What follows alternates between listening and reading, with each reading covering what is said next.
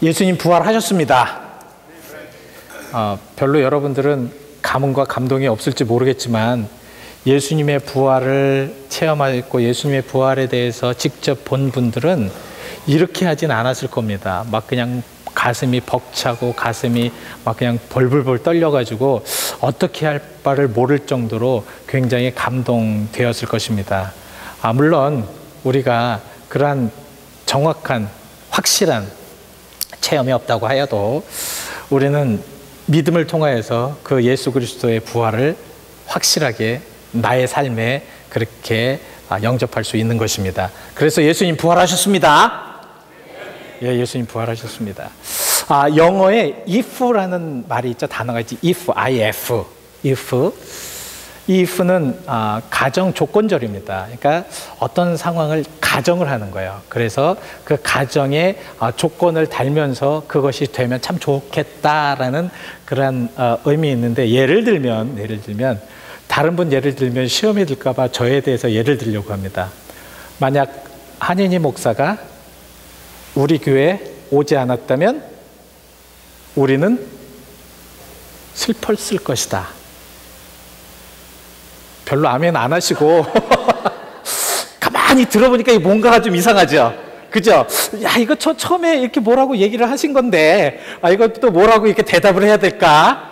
여러분, 가정 조건절이라는 것이 굉장히 처음에는 그러니까 이 우리의 상황이나 상태나 여건이나 환경을 더 아주 강하게 주장하기 위하여서 그렇게 이렇게 말을 하는 겁니다. 그래서 처음에 어떤 상황에 내 상황이 지금 이렇기 때문에 과거에 이랬으면 이렇지 않았을 것이다라는 그런 말을 하는 것이나 아니면 과거에 이렇게 됐었으면 내가 정말 더 훌륭하게 되지 않았을까라는 그런 생각을 하는 또한 그런 주장을 하는 것이 가정 조건절입니다. 여러분 헷갈리시죠? 그래서 제가 더 쉽게 이 가정 조건절이 가장 많이 사용된 곳이 어디냐면 고린도전서 15장입니다. 여러분 고린도전서 15장 13절 한번 읽어보시겠습니까? 시작.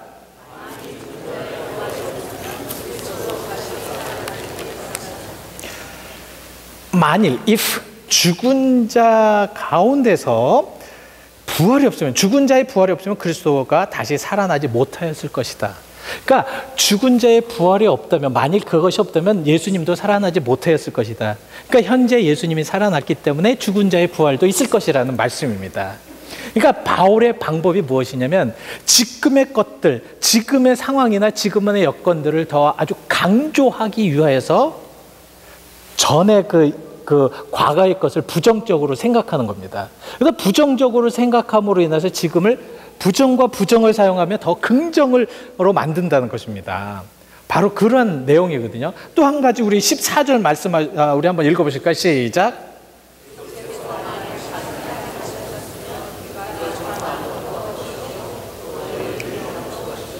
예, 그러니까 우리의 전파하는 것이 진짜이고 우리의 믿음이 진짜일 수밖에 없는 것은 왜 그러냐면 예수님께서 부활하셨기 때문에 그것이 가능하다는 것을 주장하기 위하여서 바울이 이렇게 말씀을 하신 것입니다.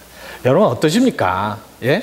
그러니까 예수님이 부활하셨기 때문에 내가 있는 것이고 예수님이 부활하셨기 때문에 우리 복음을 전하는 것이고 예수님이 부활하셨기 때문에 우리 모든 것이 다 온전하고 확실한 것이라는 것이죠. 마지막으로 우리 18절을 이게 이제 그 15장 말씀을 여러분들이 쭉 읽어보시면 다 그런 내용이고요. 마지막으로 우리 18절 말씀 한번 읽어보실까요? 시작. 만약에 부활이 없다면 우리는 다 망할 사람들입니다. 우리는 다 성공하지 못하는 사람들입니다. 인생을 아무리 잘 살았어도 만약에 예수님을 잘 믿다가도 만약에 부활이 없다면 부활의 그런 신앙이 없다면 예수님의 부활이 없었다면 우리의 부활이 없다면 우리는 망할 사람들이라고 이렇게 말씀을 하고 있습니다. 여러분 어떠십니까?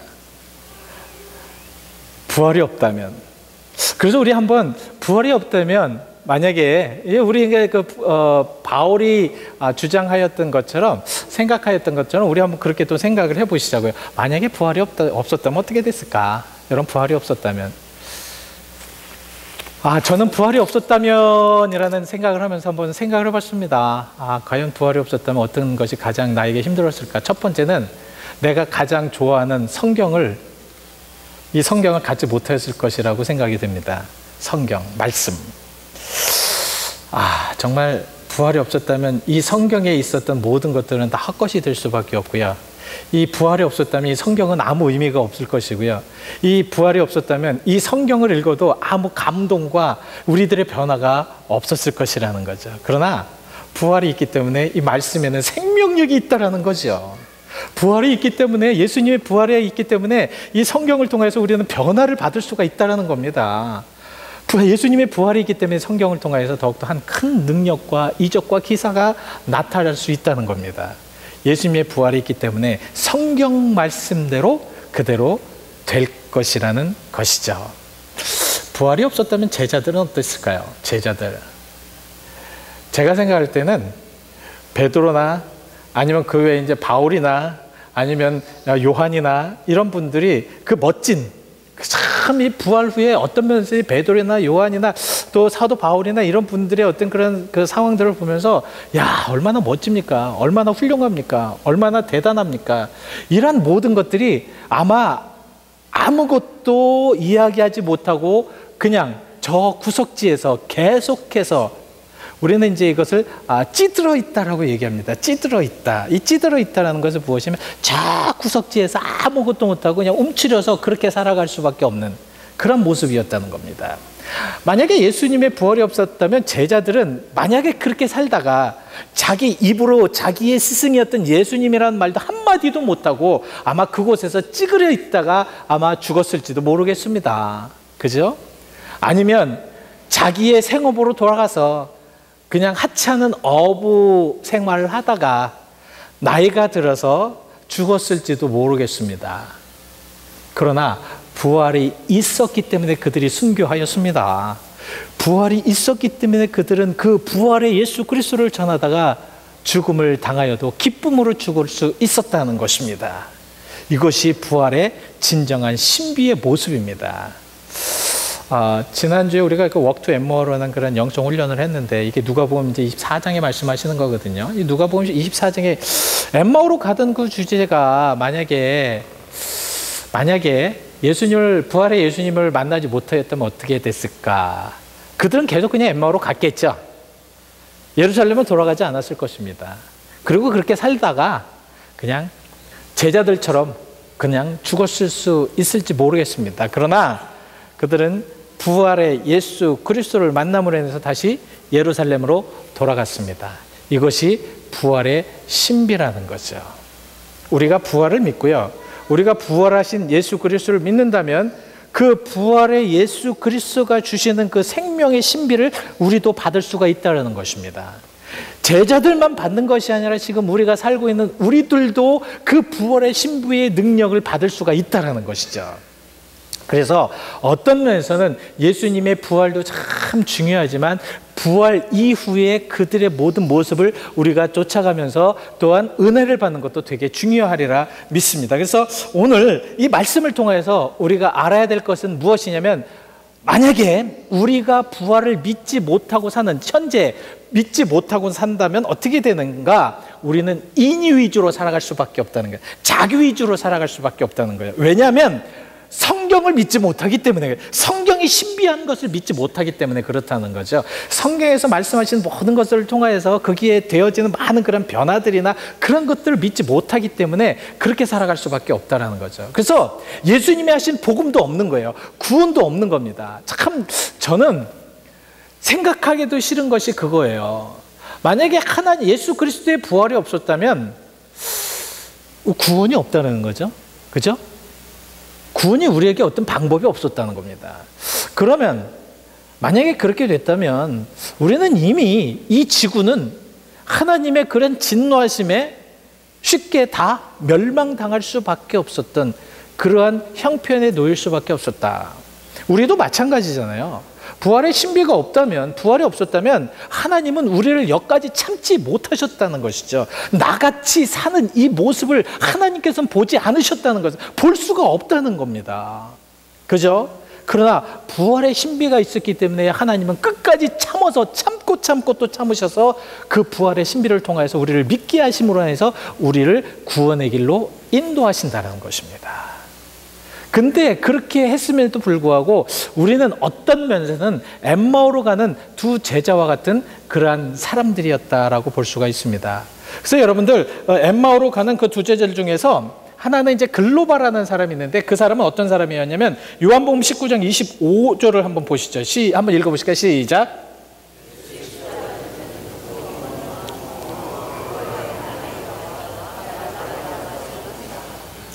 이 사람은 어떤 사람이었냐면 예수님이 돌아가실 때 그 아내가 그 밑에서 예수님의 돌아가심을 끝까지 보았던 사람이고요. 그 다음에 마태복음 28장 1절에 뭐라고 나왔냐면 예수님의 부활의 사건에 같이 동참하였던, 예수님의 부활을 알았던, 예수님의 부활을 몸소 체험하였던 그러한 사람이었습니다.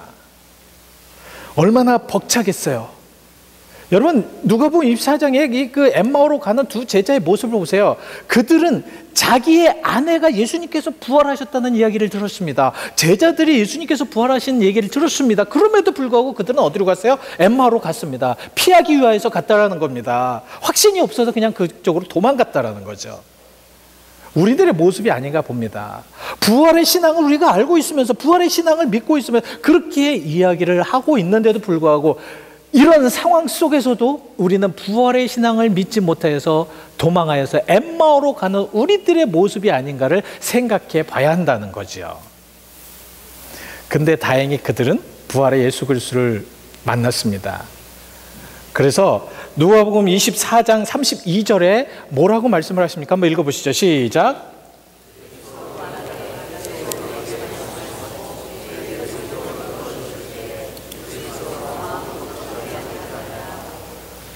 예, 마음이 뜨거워졌다는 거예요. 여러분, 예수님을 믿으면, 또 예수님을 만나면, 또 예수님의 은혜를 받으면 마음이 뜨거워집니다. 마음이 뜨거워짐으로 인해서 그들은 깨달았다는 거죠. 부활하신 예수 그리스도를 깨달았다는 겁니다. 고백했다는 겁니다. 예수님의 살아나심을 알았다는 것입니다.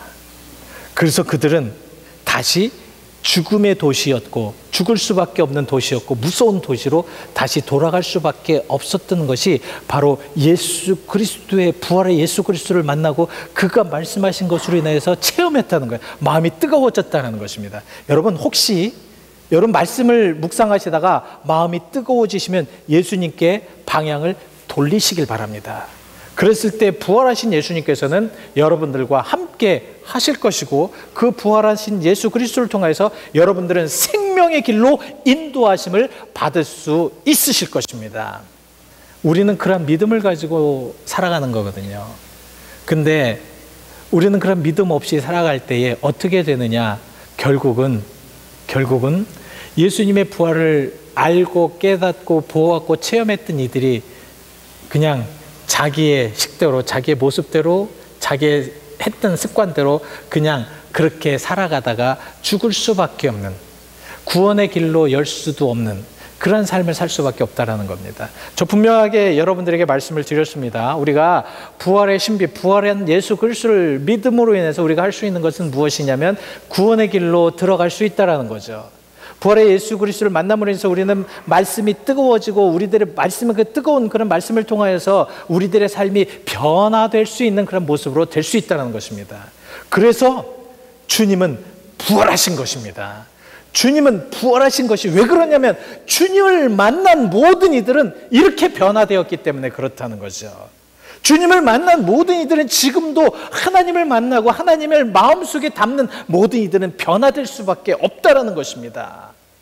자기의 생각, 자기의 중심, 자기의 보는 뷰로 가다가 하나님을 만남으로 인해서 바뀝니다. 터닝포인트가 된다는 거예요. 그래서 하나님을 바라보고 하나님의 것을 담고 하나님의 뜻대로 살아가고 하나님께서 원하시는 대로 살아가고 하나님께서 바라시는 모든 것들로 살아갈 수가 있다는 것입니다. 그래서 어떻게 변했는지 아십니까? 오늘 본문 말씀을 보시면 우리는 더욱더 뜨겁게 부활하신 예수 이후에 많은 것들을 우리가 느낄 수가 있습니다. 한번 여러분들 10절을 한번 보시면, 오늘 본문 10절 보시면, 올라가실 때 제자들이 자세히 하늘을 쳐다보고 있는데 흰옷 입은 두 사람이 그들 곁에 섰다, 이렇게 이야기를 하고 있습니다. 이게 무슨 말씀이냐면, 감람원이라는 곳에서 이제 많은 그리스도인들이 모였습니다. 예수님께서 마지막으로 너희는 정말 권능을 받고 예루살렘과 온 유대와 사마리아와 땅끝까지 이르러 내 증인이 되라고 복음을 전하라고, 이제는 부활의 복음을 전하라고, 이제는 정말 살아있는 나의 복음을 전하라고, 죽은 복음이 아니라 그 복음이 그 사람들에게 들어가면 영생을 얻을 수 있는 그런 복음을 전하라고 하시면서 하늘로 승천하십니다. 거기에 감람원이라는 그 많은 사람들이 그 모습을 딱 올려서 봐요. 근데 제가 봤을 때는 예수님의 그 모습이 안 보일 때까지, 안 보이고 나서도 계속 하늘만 뚫어져라 쳐다보고 있었던 것 같습니다. 왜 두 천사가 내려와서 그렇게 얘기하는, 너희는 왜 하늘만 쳐다보고 있느냐? 하늘이 이제 예수님은 안 보인다는 겁니다. 자, 이때에 한번 생각해 보십시오. 아마도 제자들이나 아니면 예수님을 믿었던 그런 많은 사람들이 예수님의 그 승천하는 모습을 보면서 야, 정말 멋있다 그러면서 아주 그냥 황홀하게 그것을 쳐다보고 있었을 것입니다. 그리고 마지막으로 예수님이 올라가는 모습을 보면서 또 쓸쓸하고 또 힘들었을 것입니다. 그런데 중요한 것은 무엇이냐면, 여기에서 그렇게 계속 바라보고 있는데 그런 상황 속에서 우리가 분명히 알아야 될 것은 무엇이냐면, 그들에게 변한 것은 아무것도 없다는 겁니다. 그 하늘을 보면서 올라가 있던 그러한 모습들을 본 그 제자들에게 변한 것은, 그 주변 환경은 변한 것이 아무것도 없다는 것이에요. 그러니까 주변의 많은 유대인들은 계속해서 제자들을 찾고 있고, 예수님 추종자들을 찾고, 또 예수님 믿는 자들을 찾고, 핍박하고 고통받고, 이러한 상황은 아무것도 변한 것이 없다라는 것입니다. 그렇다면 여러분들, 예수님의 그 부활하신 예수님을 본 제자들이 보았을 때, 야, 됐다, 우리 이제 다시 돌아가자, 자, 생업하러 다시 돌아갑시다, 자, 갑시다, 자, 열심히 이제 삽시다, 우리 주님을 위해서 삽시다, 이것이 바로 현대인들이라는 겁니다. 그러나 그들은 어떻게 했습니까? 흩어지지 않았다는 것입니다. 예수님의 약속을 믿고 끝까지 그들은 한 곳에 모였다라는 말씀이죠. 그래서 여러분들, 예수님의 약속이 무엇이었냐? 24장, 누가복음 24장 39절 한번 보시겠습니까? 한번 읽어보시죠. 시작.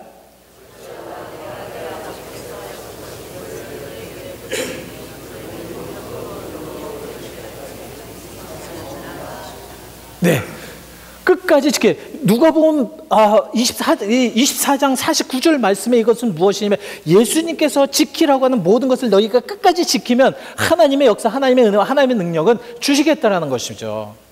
그러니까 예수님 그 이후에 모든 제자들은 흩어지지 않고, 사실 여건이나 상황들이 볼 때는 더 무섭고 더 어려운 때일 수도 있어요. 왜냐하면 예수님이 안 계시기 때문에 그 제자들을 받쳐줄 제자들을 지켜줄 수 있는 이들이 없어졌다는 것입니다. 그 예수님께서 안 계시다라는 거예요. 그러면 더 도망가야 되잖아요. 다 빨리 돌아가야 되잖아요. 옛날에 제자들 같았으면 그냥 빨리빨리 집에 가서 자기 생업에 종사해야 되지 않습니까? 그것이 진정으로 옳은 말씀 같은데, 오늘 그들은 흩어지지 않고 모였다는 것입니다. 모여서 기도했다는, 예수님의 약속을 믿고 기도했다는 것입니다. 예수 부활 그 후에 많은 제자들은 그러므로 인해서 변화됐습니다. 은혜를 받았다는 겁니다. 그리고 사도행전 2장으로 가서 그들은 하나님의 아들이신 예수 그리스도께 보내주시겠다는 보혜사 성령을 직접 체험합니다. 여러분, 우리가 예수를 믿잖아요. 부활의 예수를 믿으십니까?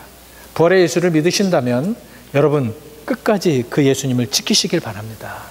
흩어지지 마시길 바랍니다. 세상적으로 가지 마시기를 바랍니다.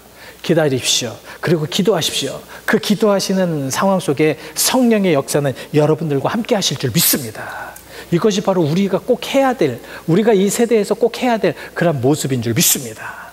오늘 이 말씀을 통해서 우리가 알 수 있는 것, 이것은 바로 우리는 우리의 교회나 또 우리 모두는 무엇입니까? 하나님께서 거하시는 곳입니다. 하나님께서 거하시는 것이 무엇입니까? 부활의 신비를 믿고 구원의 반열에 들고 그 구원의 반열을 통해서 믿음을 지키고 그 믿음을 지킴을 통하여서 우리가 더욱더 하나님의 은혜 가운데 나아갈 수 있는, 더 열심히 살아갈 수 있는 그런 사람인 줄 믿습니다.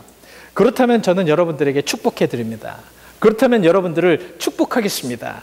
여러분들 변치 말라고, 여러분들 끝까지 믿음을 지키고 살아가시라고. 물론 말씀드립니다. 세상은요, 변한 것이 아무것도 없습니다. 그죠?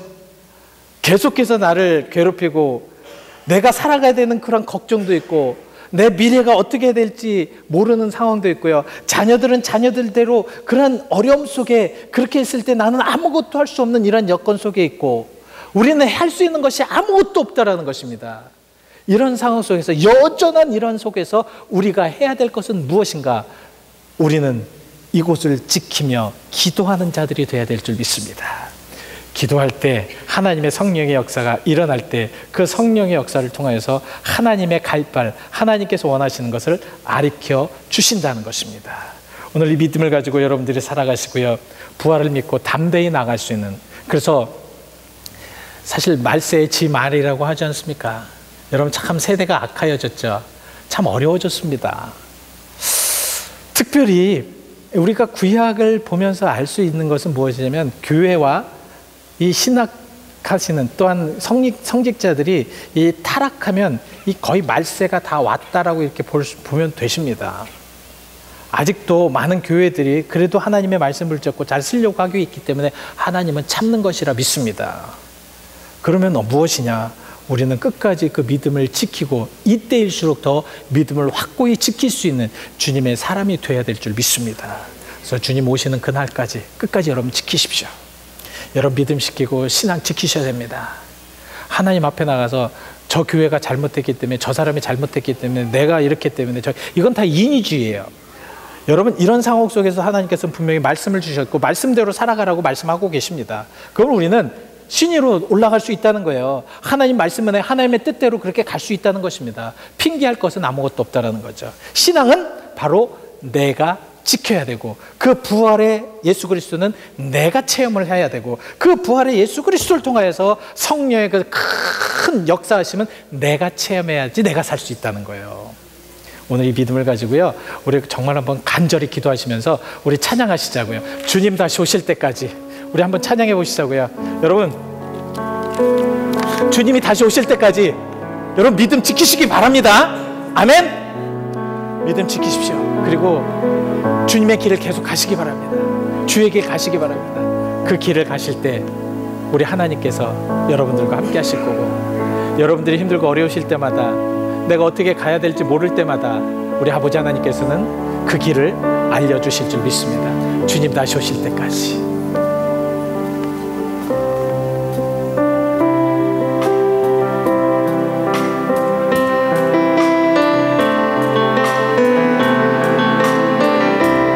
가사를 생각하시면서 우리 같이 함께 찬양하시겠습니다.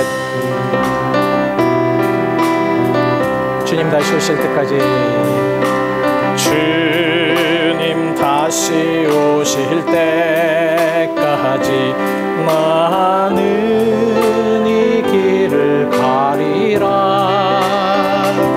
좁은 길. 그렇습니다. 여러분들의 십자가를 지고 주님을 따라야 합니다. 나의 가는 이 길 끝에서 나는 주님을 보리라. 영광의 내 주님, 나를 맞아주. 그래서 우리는 주님 다시 오실 때까지 달려가야죠. 주님 다시 오실 때까지 일어나십시오. 나는 일어나 달려가리라. 주의 영광 온 땅 덮을 때 나는 일어나 노래하리.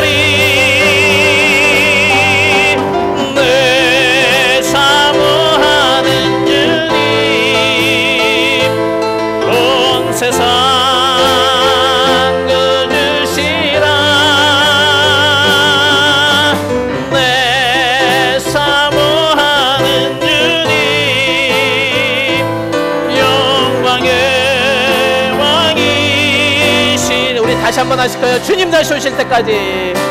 주님 다시 오실 때까지 나는 이 길을 가리. 진짜 가시겠습니까? 진짜 가실 겁니까? 비록 좁은 길이지만 여러분 가시겠습니까? 가실 겁니까?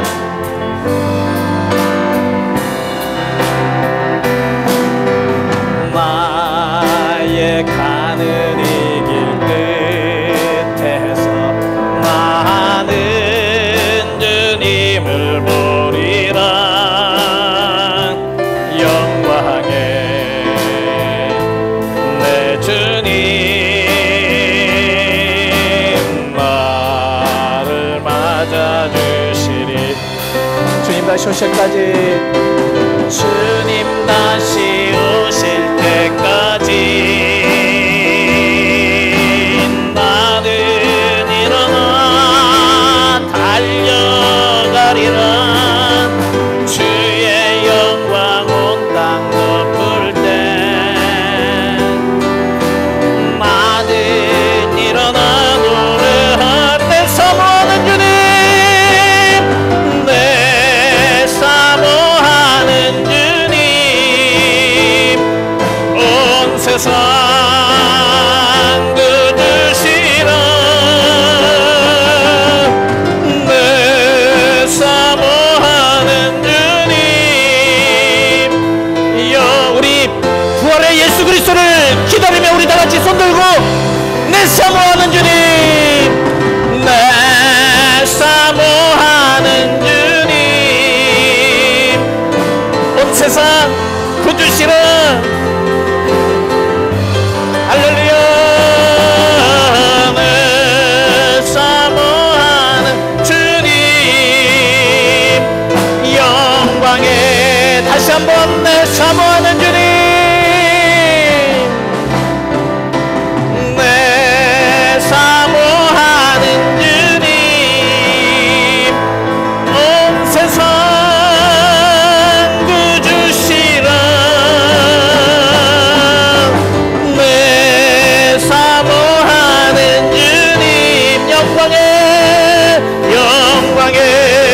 왕이. 다시 한번 여러분 긴절하게 진정하게 같이 내 사모하는 주님, 온 세상 구주시라. 온 세상 구주시라. 내 사모하는 주님, 영광의 왕이시라. 우리 함께 기도하시겠습니다. 기도하실 때에 부활의 주님을 확실히 믿으십니까? 정말 부활의 주님을 믿으신다면 간구하시길 바랍니다. 여러분 정말 주님의 부활의 주님께서 다시 오실 줄 믿으십니까? 그럼 기도하십시오.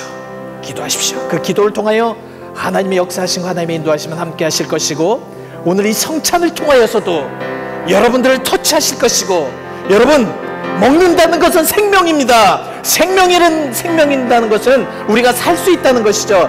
주님의 살과 피를 먹는다는 것은 우리가 생명을 얻는다는 것입니다. 우리 하나님께서 역사하실 것입니다. 우리 함께 같이 기도하시죠. 여러분들의 모든 죄악과 여러분들의 모든 소망을, 또 여러분들의 모든 삶을, 여러분들의 모든 것들을 우리 아버지 하나님께 바칠 수 있는 그런 간절한 기도가 되기를 원합니다. 우리 함께 기도하시겠습니다.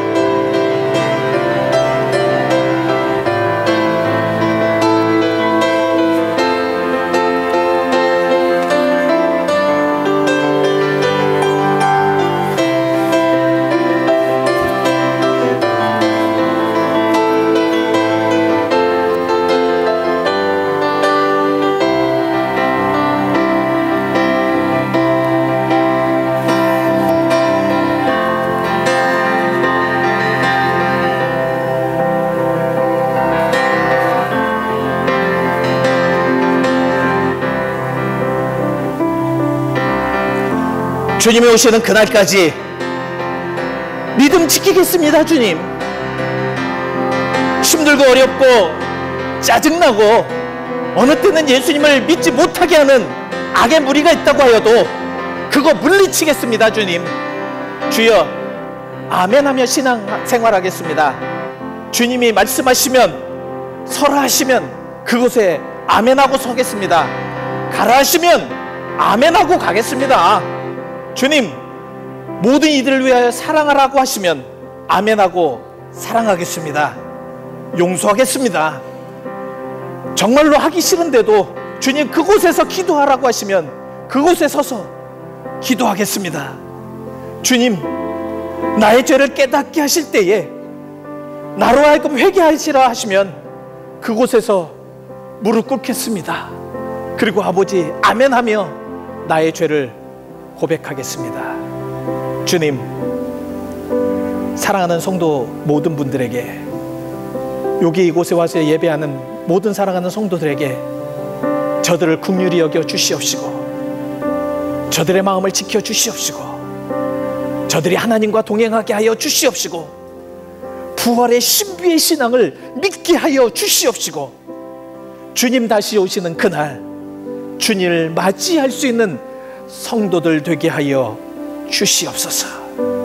주여, 믿음을 가지고 그 신앙을 가지고 멋지게 정신 차리고 주님 바라보며 나아갈 수 있는 주의 사랑하는 성도들 되게 하여 주시옵소서. 예수 그리스도 이름 받들어 기도하였습니다.